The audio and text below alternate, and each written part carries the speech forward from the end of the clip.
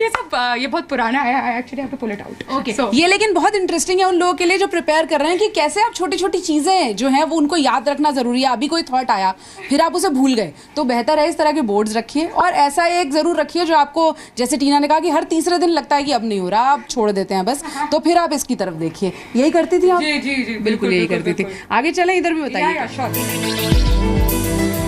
ये general studies है।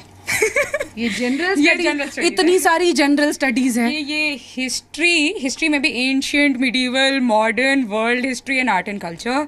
ये पॉलिटी है, ये साइंस है। साइंस का कोना बड़ा छोटा है क्योंकि साइंटिफिक नॉलेज मुझे ज़्यादा नहीं है, तो साइंस, वो इकोनॉमिक्स और वो नीचे geography. For instance I think ये बुक से सब आइडेंटिफाई करेंगे।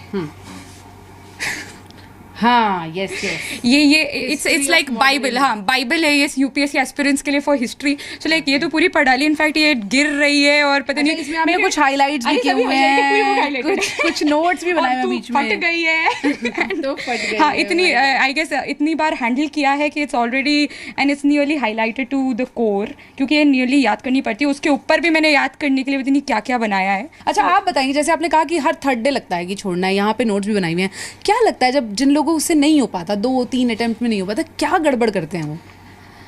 खैर ये तो अब सबका अपना इंडिविजुअल एक्सपीरियंस है कि क्या गलत करते हैं, बट आई थिंक एक चीज़ जो काफ़ी बार बच्चे गलत सोचते हैं कि सिर्फ बहुत ज़्यादा पढ़ना है। पढ़ना तो है, बट स्मार्टली पढ़ना है।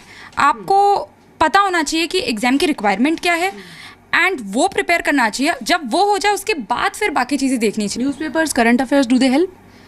अरे 70% of the paper is newspapers and current affairs. और क्लू आप लोगों को मिल रहा है बातों बातों में कि 70% ऑफ पेपर जो है वो न्यूज़पेपर से डिराइव होता है। और ये देखिए, ये जो स्टैक किया हुआ है यहाँ पर, इसका भी रीज़न है। मम्मी एक बहुत बड़ा फैक्टर रही। जैसे उन्होंने कहा कि उन्होंने जॉब छोड़ दी द डे शी डिसाइडेड कि अब आप फोकस्ड होकर पढ़ने वाली हैं, और उसके बाद as we were asking you, आपको चाय बनानी नहीं आती है, तो इसका क्रेडिट भी आपकी मम्मी को जाता है कि आपको पूरी तरह से फोकस रखा उन्होंने। जी जी बिल्कुल। आज तक के मतलब मेरी मम्मी ने मुझसे कोई घर का काम नहीं कराया, बिकॉज शी वाज लाइक, बेटा you are good in studies so you do that, बाकी आई विल डू इट, कोई प्रॉब्लम नहीं है। तो ये थोड़ा एम्बैरेसिंग है, बट मैंने कभी एम्बैरेसिंग नहीं है। जिसने फर्स्ट अटेम्प्ट में क्लियर की हो, जो थ्रू आउट टॉपर रही हो, उसके लिए बिल्कुल एम्बैरेसिंग नहीं है। इतना लीवे तो कोई माँ बाप दे देंगे आपको, लेकिन हम आपको किचन में लेके जाएंगे, क्योंकि हम उन लोगों को ये दिखाना चाहते हैं जो तैयारी कर रहे हैं कि नॉर्मल लाइफ जी के भी आप टॉपर हो सकते हैं और 21-22 साल की उम्र में IAS बन सकते हैं। यहाँ मधुबनी पेंटिंग्स भी हैं। हम आपको बता दें कि ये जो मधुबनी पेंटिंग इस दीवार पर लगी हुई है,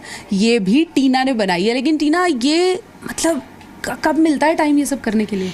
ये यूपीएससी के टाइम उतना नहीं मिल पाया। ये